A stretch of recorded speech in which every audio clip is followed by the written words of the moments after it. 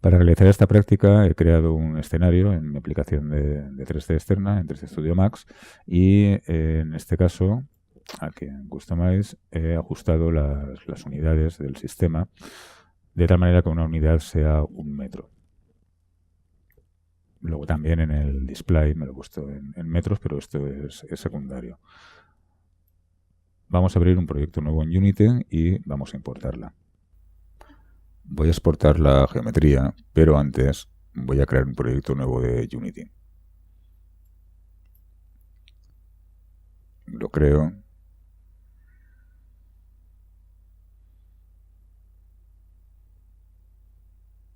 Y antes de exportar el modelo desde 3D Studio, voy a abrir el directorio del proyecto de Unity y voy a crear una carpeta nueva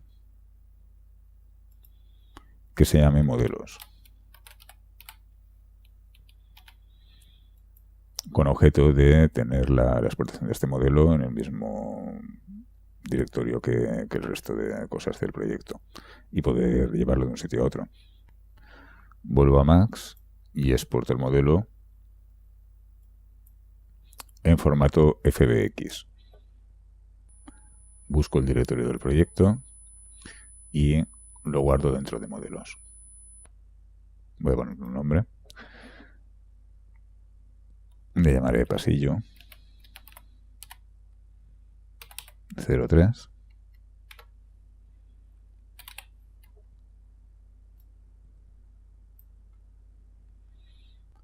Voy a exportar solo la geometría. No voy a exportar animación, ni cámaras, ni luces. Digo OK. Y ya está en el sitio. FBX es un archivo propietario de Autodesk pensado para el intercambio de datos y es muy frecuente. De hecho, Unity internamente solo trabaja con FBX, de tal manera que yo podría importar como asset directamente un archivo de 3D Studio o de Maya o de Blender, porque tiene plugin para ello. El problema es que si no lo he exportado manualmente a FBX, Unity elabora el FBX a partir de la importación del archivo de la aplicación propietaria. De tal manera que si yo meto en un proyecto un archivo de 3D Studio directamente y luego voy a otra máquina y esa máquina no tiene exactamente la misma versión de 3D Studio, cuando intente abrir el proyecto no me podrá hacer la importación. Vamos a Unity y ahora voy a importar el asset. Lo importo del mismo directorio que está el proyecto, en la subcarpeta modelos, el pasillo 3FBX. Y aquí lo tenemos ya. Voy a poner el inspector y aquí tenemos el modelo del pasillo y cada uno de sus mallas que lo componen. Vamos a meterlo en escena y vamos a poner la cámara alineada con esta vista. Vamos aquí a Game Object, Align with View, esto ya lo habíamos visto. Y vamos a ir guardando la escena.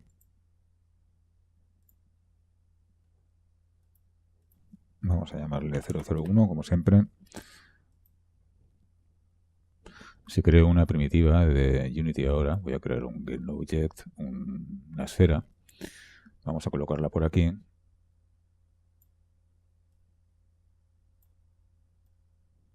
Esa esfera, que tiene un diámetro de una unidad de Unity, es del mismo tamaño que la esfera que he hecho con medio metro de radio, es decir, con un metro de diámetro en 3D Studio. Esta correlación de metro es bastante conveniente, sobre todo para el tema de las físicas y del audio. Vamos a borrarla y continuamos. Le doy a suprimir, con ella seleccionada. Vamos a bajarnos una cámara genérica para navegar de el Asset Store. Buscad este asset gratuito, es una cámara en movimiento genérica y lo importamos. Nos lo bajamos todo, el PDF y los dos scripts. Importamos. Esto tarda poquito, es un par de scripts en PDF. Y se ha creado aquí una carpeta. Aquí dentro en el PDF podéis ver las instrucciones, los controles por defecto y cómo modificar el script si queréis. Volvemos a la vista de escena y voy a asignar el script. Este es el script principal, este es el de inputs. Vamos a meter el script principal, se lo vamos a asignar a esta cámara. Lo metemos aquí mismo y aquí lo tenemos. Vamos a probar si funciona. Le damos a play. Con WSAID muevo delante, detrás, izquierda, derecha. En panorámica, con Q subo, con Z bajo y con el botón derecho giramos la vista en todas las direcciones. Vamos a corregir esto un poquito porque, como veis, cuando le dais a WSD hay una aceleración.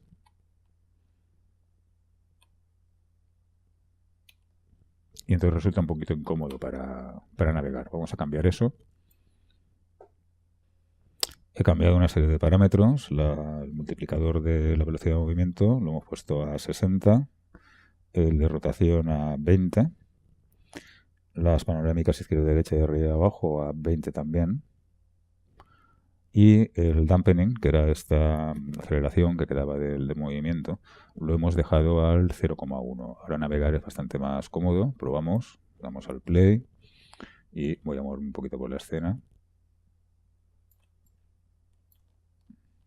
que ahora se navega bastante más cómodamente. Vamos a salir. Esta cámara tiene otra propiedad interesante, que es esta de aquí, la de apuntar hacia un objeto determinado. Si meto aquí cualquier objeto de la escena, vamos a meter, por ejemplo, la esfera 01, cuando le digo play, al mover las teclas A y W, no hago una panorámica lateral, sino que me desplazo alrededor del objeto. Lo mismo que al apretar la Q y la Z. Vamos a salir de la vista de juego y aquí en Look at Target vamos a ponerle otra vez None y ya lo tenemos para navegar como antes. Observamos tanto en la vista de la escena como en la vista de cámara que el sombreado de las zonas más claras tiende a quemarse y que presenta unos gradientes bastante poco definidos. Vamos a corregir eso y nos vamos a Edit, Project Settings y en Player vamos a cambiar el espacio de color de gama a linear. Observamos que tanto en el editor como en la vista de cámara la cosa ha mejorado bastante. Fijaos la diferencia de los degradados. Aún está un poco quemadito, habría que ajustar un poco la intensidad de la luz, pero se nota claramente. En esta sección del manual tenéis una explicación del render lineal. Los cálculos internos de iluminación se hacen en lineal. En los dispositivos normalmente todo esto está corregido con sistemas de codificación del color del tipo gamma que respetan un poco más la sensibilidad del ojo, ¿no? Aquí lo tienes más o menos puesto. Pero para obtener unos degradados adecuados es interesante utilizar el linear. El linear lo que pasa es que puede depender de la plataforma, ¿no? De que la plataforma lo soporte. Hay plataformas, según indica el manual, que solo admiten gamma. Pero vamos, en general en un PC no vais a tener problema. Y también ocurre que las texturas se suelen codificar en espacios de color gamma, por ejemplo el estándar RGB, ¿no? Eso, cuando tú pones linear en Unity, Las texturas que están en gama se recalculan para aparecer correctamente. Esto, además, le puedes hacer un bypass, puedes evitarlo, desactivando la casillita sRGB Sampling en el inspector de la textura. Vamos a implementar ahora unos procesos que nos pueden ayudar a conseguir ciertos efectos y mejor calidad en nuestros juegos, depende de lo que queramos. Abrimos Window Asset Store y es este de aquí. Es el Post-Processing Stack de paquetes esenciales de Unity. Actualmente están desarrollando la versión 2.0, pero todavía tenemos la 1. Y tiene todos estos efectos de postproceso que tenéis aquí. Veremos el anti-aliasing y alguno más interesante. Lo importamos con todo lo que lleva.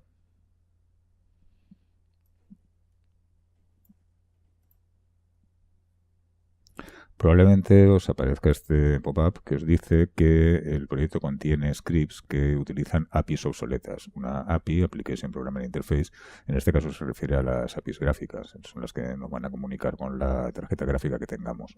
OpenGL, DirectX, generalmente. Le vamos a decir que sí, que hemos hecho un backup y que adelante, en caso contrario nos dirá que hay errores de compilación y no podremos hacer el play. No obstante, si os pasara en el menú Assets, vais a Run API Updater y lo podéis hacer después. Le decimos que sí.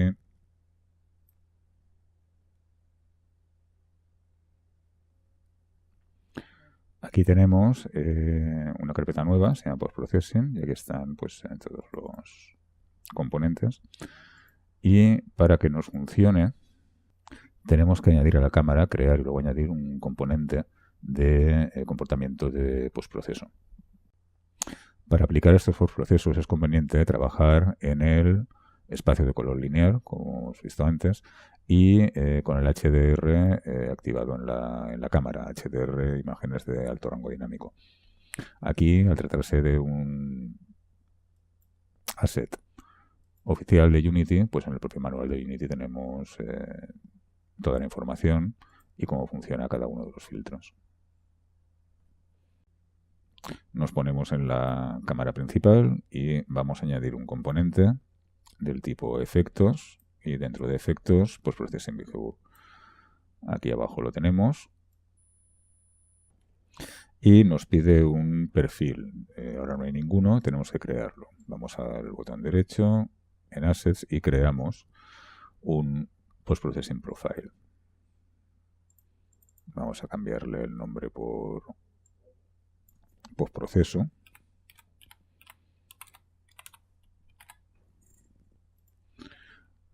Y aquí tenemos ya los controles. Vamos a la cámara principal y vamos a asignarle aquí el que acabamos de crear, postproceso.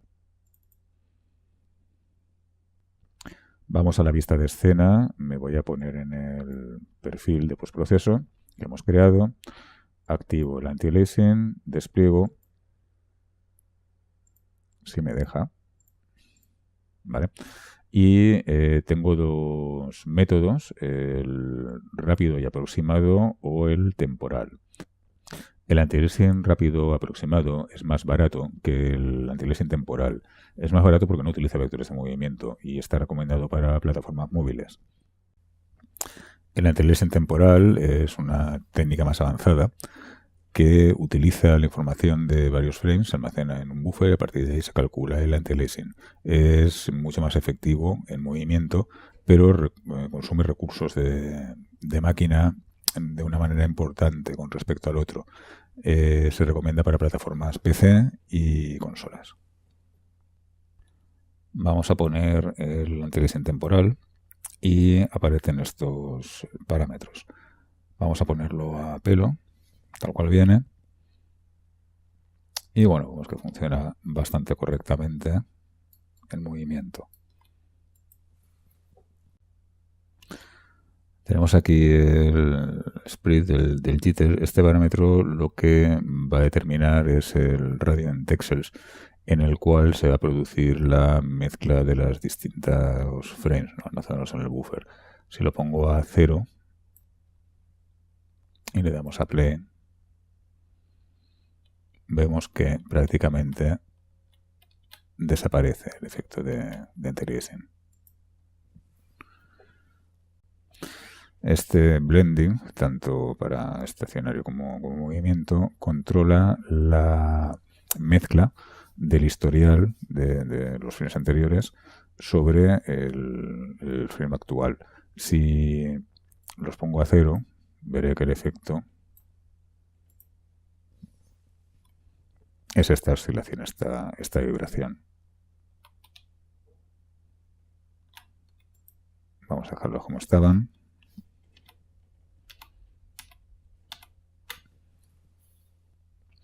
Y por último el Sharpen, que es como el filtro de Photoshop, de enfocar, ¿no?, o Sharpen. Si lo ponemos a un valor muy alto, lo que hará será remarcar los bordes. Vamos a verlo. Y entonces, pues, prácticamente sí que tenemos los objetos más diferenciados, pero nos marca bastante el aliasing.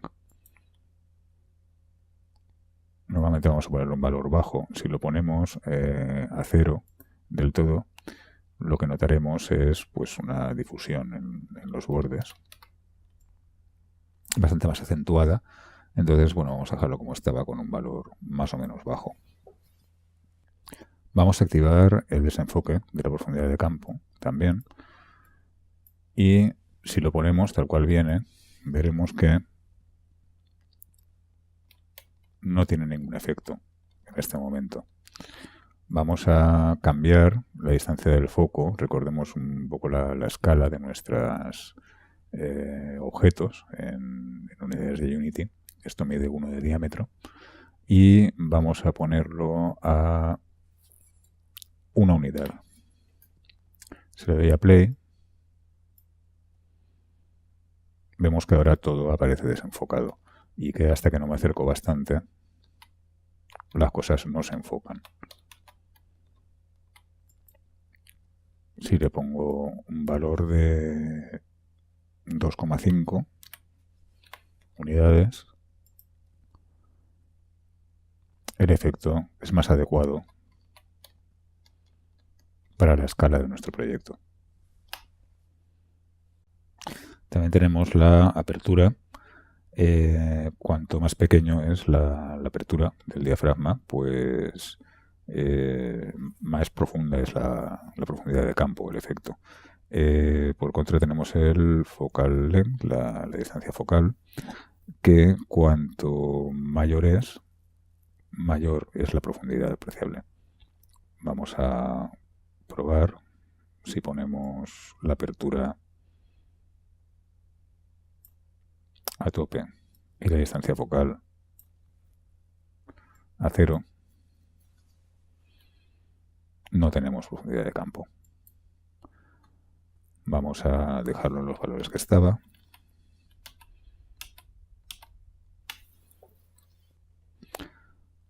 Este es el aspecto que tenía anteriormente. Vamos a modificar la apertura. Vamos a bajarla.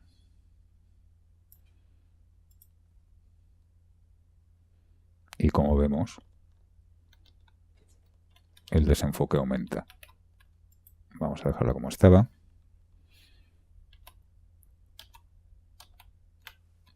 Y vamos a subir la distancia focal.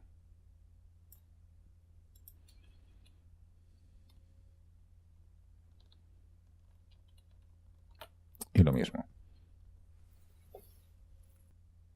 Vamos a dejarlo como estaba. Podemos también utilizar el Field of View, el campo de visión de la cámara, un parámetro de la cámara, para calcularlo automáticamente. Pero ya el propio Unity te dice que no es muy recomendable. Y por último tenemos el kernel size. Este kernel, este tamaño, se refiere al tamaño del filtro bokeh. El efecto bokeh en fotografía, incluso en fotografía analógica, consiste en esta borrosidad, ese difuminado de los objetos que están desenfocados, ¿no? Parecido a estos filtros de Instagram. No lo vamos a aplicar en esta escena porque prácticamente no lo vamos a notar. Voy a dejarlo con una distancia de foco de 4 unidades, una apertura de 3 y una distancia focal de 50.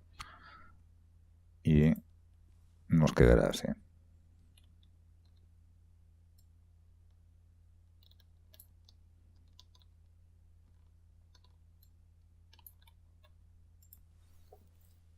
Por último, vamos a ponerle oclusión ambiental.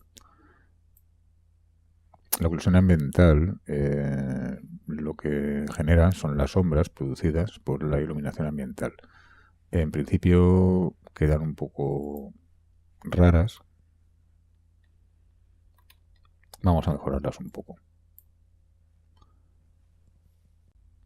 Vamos a modificarla. Podemos variar la intensidad. Vamos a dejarla en 1 como estaba. Podemos cambiar el radio también. Si le pongo un radio de 3 unidades, por ejemplo, vemos cómo afecta a una superficie. Voy a dejarlo en un 0,5.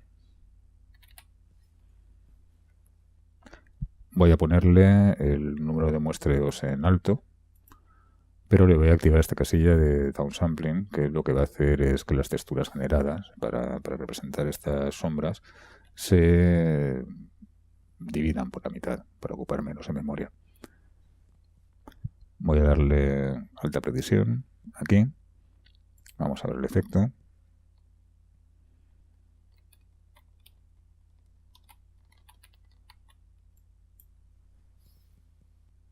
Fijaos que en la casilla que hemos marcado pone forward y en la de abajo pone deferred.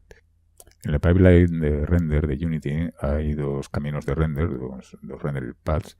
Uno es el sombreado diferido, el deferred shading, y otro es el forward rendering o render hacia adelante o render en directo.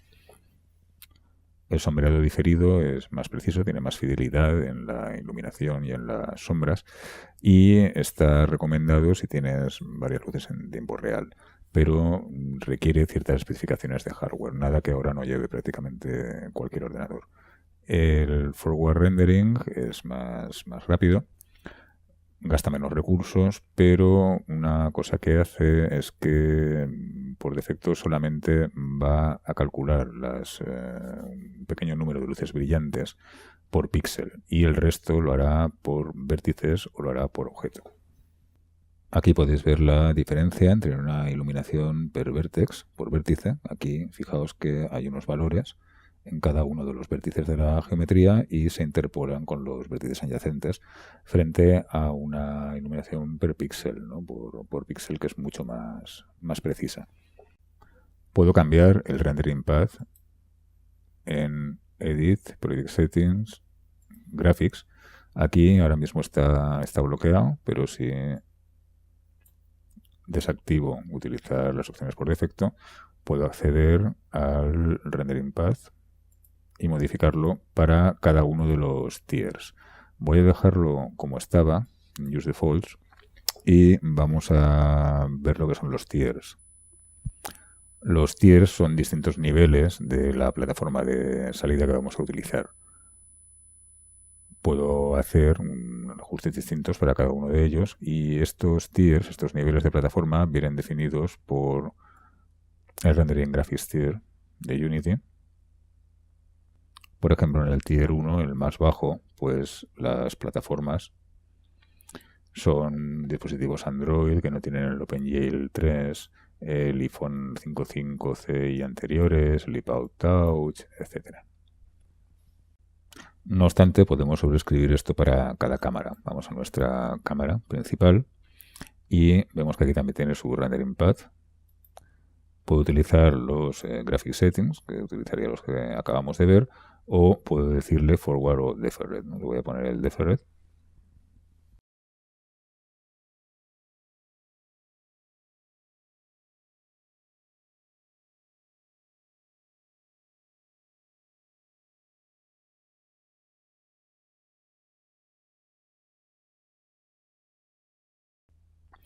Y vamos a volver a postproducción. Y voy a cambiar esto por el DFR y el HDR que le tenemos puesto.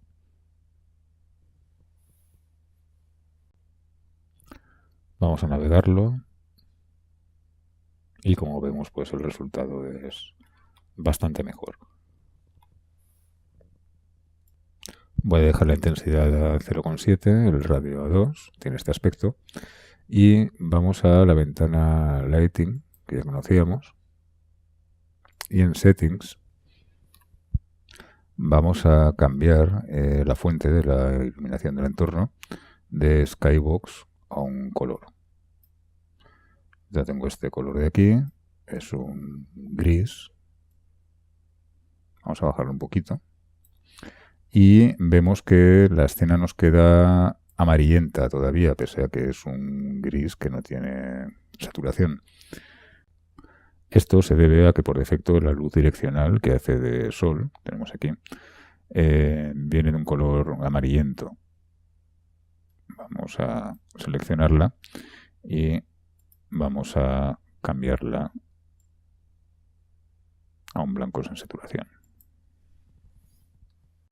Vamos a navegar la escena para ver el resultado.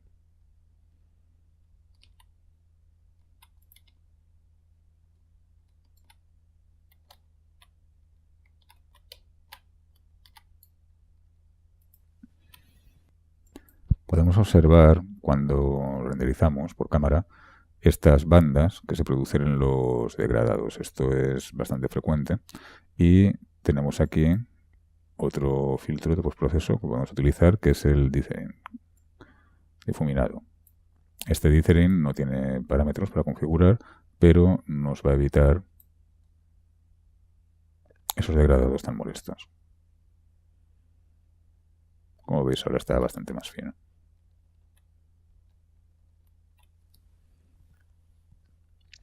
En el perfil de postproceso tenemos más filtros, tenemos el Motion Blur, el desenfoque para objetos en movimiento, tenemos aberración cromática, tenemos grano, tenemos viñeta, etcétera. Los podéis ver en el manual y experimentar con ellos.